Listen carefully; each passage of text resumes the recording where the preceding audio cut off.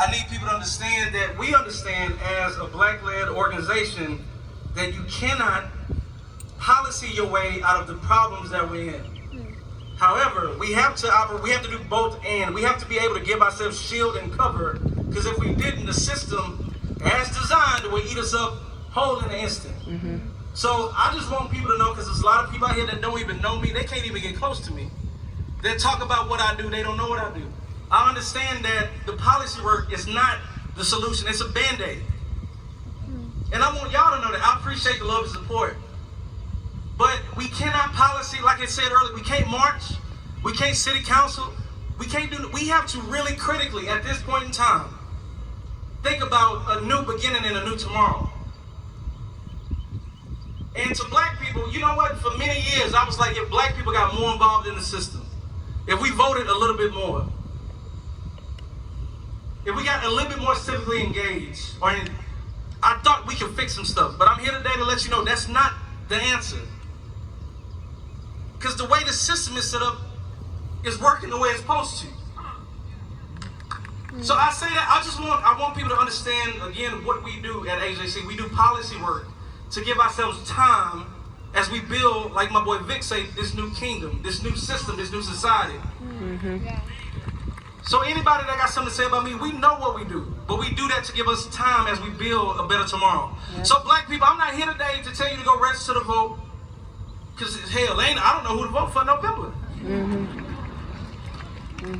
Because the choices are just trash. Yep. I'm not gonna tell you. I'm not gonna tell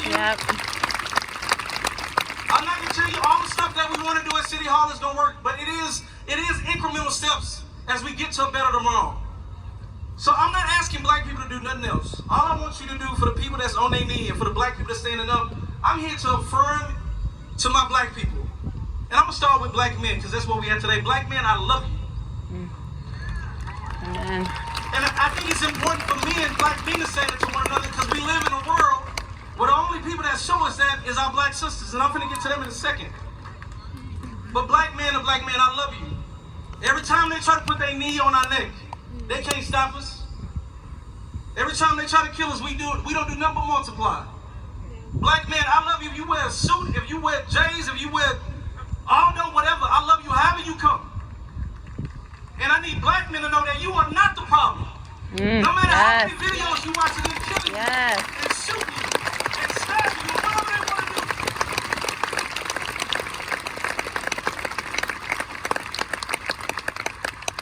So to the black man out here, I just want you to know I see you, I love you, and I hear you. And keep your head up. If you gotta stop watching these videos, just stop. I don't think black people should watch that mess, no way. Black men, keep being the kings and the leaders we need you to be. And keep becoming the better man and stop buying into the system of white patriarchy. That's helping you demean our black women. Black men, be the men that we knew how to be, because we are the original man. Now that's the conversation for a whole nother day, because we ain't got to talk about too much in front of mixed company. But black men, I see you and I hear you. And no matter what they do, if they chop me down tomorrow, I know I'm all right, because Dallas here. If they take Dallas out, we got Mike and we got K-Paul, we got Vic. We got soldiers. No, don't take me out. But I'm just saying, if they do, they can't stop it. And I want people to know, I'm happy, I'm humbled that so many people in the community, the real community, allow me to speak on their behalf. But I want you to know, this ain't the civil rights movement. I'm not MLK, I'm not anybody. I'm just one voice. We all got voices. And Austin Justice Coalition ain't just us, it's our organization. And I'm very easy to find. So black men, I see you. And just know, I'm not asking you to do too much. I'm just asking you to keep being and keep existing, keep being great, keep creating, and be awesome. Be the king that's inside you. Be the God that you are. Black women, black men, y'all go ahead and sit down. Y'all go ahead and sit down. Black men, sit down. Black men, sit down. Black women, I'm not going to ask you to go vote or none of the stuff I just said. I'm going to ask you just to keep being who you are. Yes. Yes.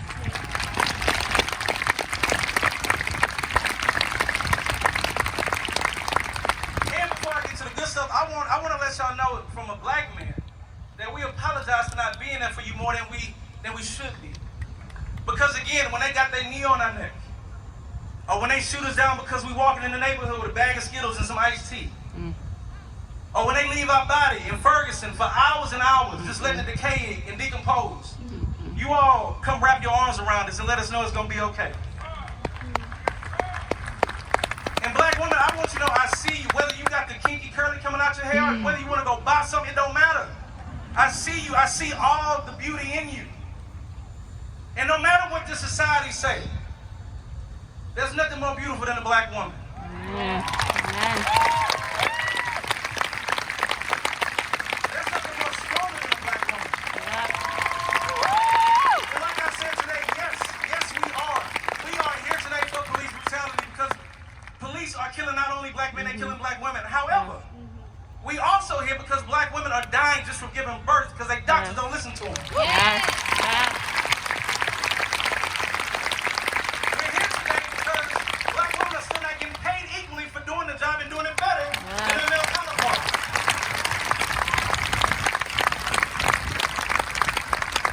And we're here today because as we march for George Floyd and Mike Ramos, we forget all too many times the Tatiana Jeffersons and the Breonna Taylors and the Sandra Bland.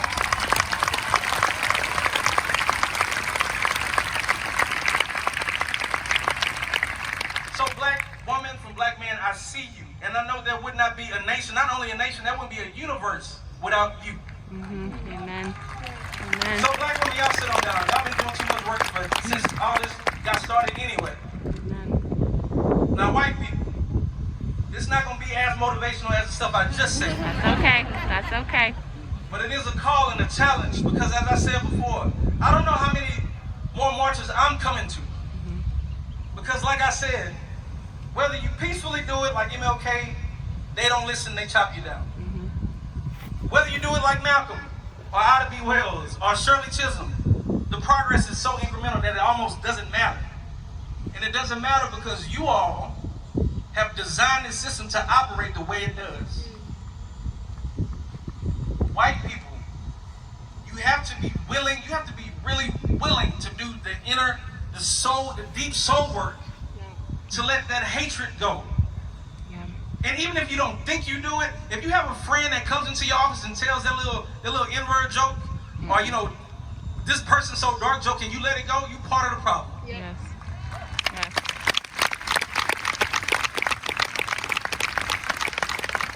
Or if you come to the march today, but you don't go back to your job and ask them why we ain't put out at least a statement about Black Lives Matter, and why you're not looking at your board that's all white. Yes.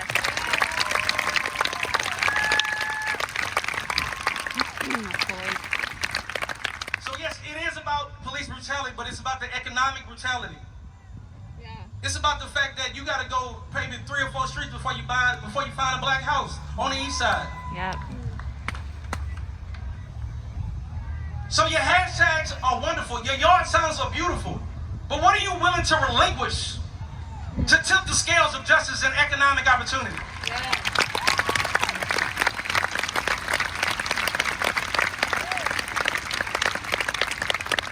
And like I said in the article the other day, Austin is the white people's Atlanta. Yeah. Yep. Because you all can move around so freely and do whatever you want to do and see each other all the time.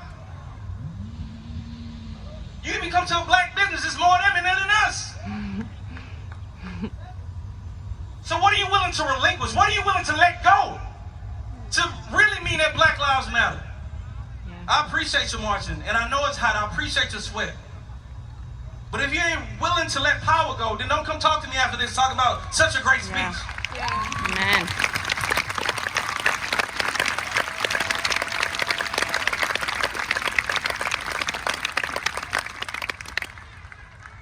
People say I'm not radical because I'm not here burning stuff up. That's fine. I don't care. I know what I'm doing. Like, let's talk about what radical really means.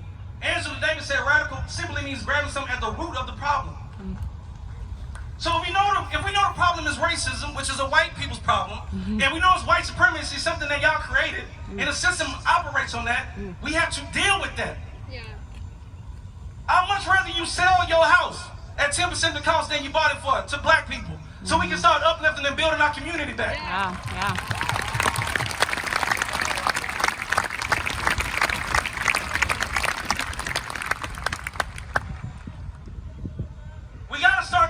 economics. And I know that put me at danger. The same thing that happened to King. That's when the speeches stopped being televised.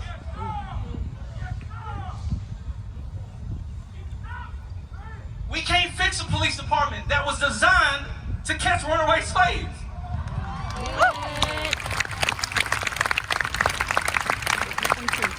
The origins of policing is to catch and police and detain black bodies. And peep this, once we got rid of slavery, we never once had a conversation, okay, what are we doing this now?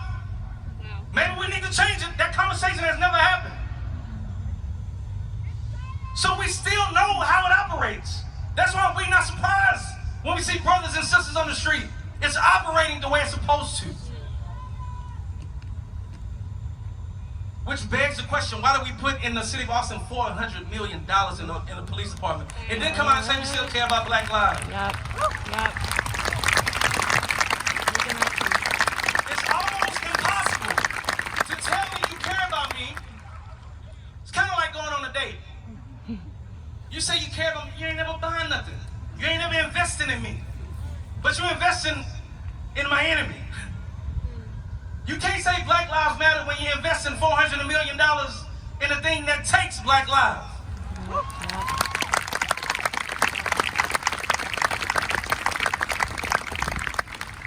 And again, I'm going to fight until I can't fight no more. To make sure we put Band-Aids on this, because I don't want another brother and sister in Austin to become a hashtag. But it's not lost upon me that we cannot fix this. We have to literally uproot this out this evil system and think of another ways to do public safety. Why do we have cops go and check on people with mental health? They're not trained to do it. Yeah.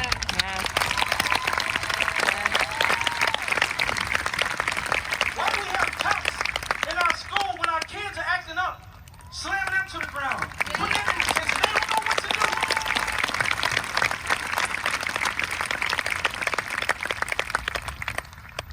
It's time that we really start thinking about something has to give.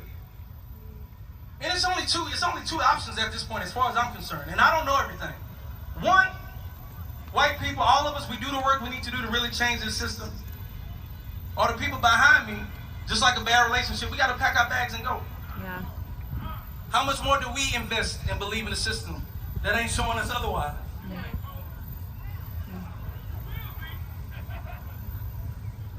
And I don't know what that look like. But we have to start having some serious conversations about race relations in this country. No matter the tactic, no matter the march, people knocked that. Nat Turner had another tactic I ain't gonna talk about today. That didn't work either. At some point, we have to do the soul searching to really believe in this thing that y'all wrote, this more perfect union. Who is it perfect for? So I beg all of you, I know about 90% of you are here for the march and for the Instagram pictures and for the tweets and for the hashtag. You're going to say, oh, look what I did. I care about them. And that's fine. But for the 10% of you, maybe even, it's probably about 30 people in this audience that really want to get to the root of this. I'm talking to y'all. If you're ready to work and do that work, come talk to us, because we got to do it together. But we have to be willing to let that stuff go. And I say that example as a man. I didn't understand what toxic masculinity was. I thought I was one of the good guys. But when I would let some of these jokes and remarks go by, I was like, oh, I'm part of the problem too. So America, our soul is rotten. Yes. And white people, it's primarily because of you. Yes. And I say that because I love you. I love you so much. I say that in love. You all have to do some deep soul searching. Because again, you can't policy your way out of this. You can't read a book your way out of this.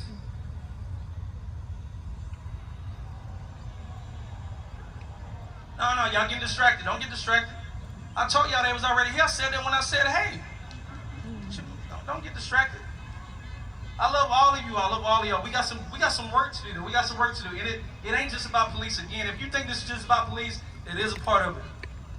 It's about recognizing the people, and this is why I get mad when people talk about looting. These people came from Europe and looted this land.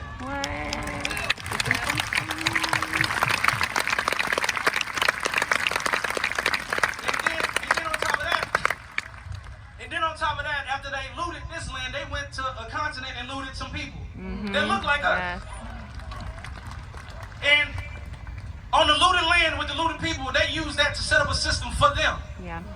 And then when we get upset, we say enough is enough, and we want to tell stuff that ain't even ours. They say, how dare you?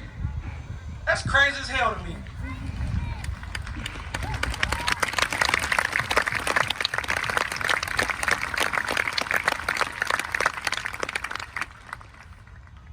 White people, I know some of this sound like hate to you because you ain't used to having these type of conversations, but it ain't hate. Because one thing about black people, and I realize this, white people are so afraid to give up power because you think if we get some, we're going to do to you what you've done to us for so long. Ouch. Yes. Yes. We don't operate like that. All we ever wanted to do was just be and breathe and exist and have our own.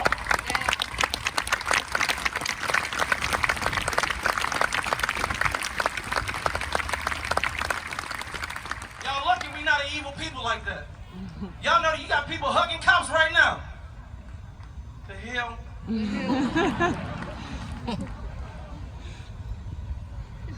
So again, this is beautiful because it's going to take all of us. It's going to take each and every one of us to do the work. And we all got work to do. But if we want to get to that America where everybody's free, not just rich white men, and not just white women, we got some work to do. And again, I don't know what they look like. Don't call me, don't email me, because I don't know. But I know what we got right now ain't working. Black men, I love you. Black women, I love you. White people, I love you too, but you got to do better. Yes. Yes. Yes, we will. Yes, we will.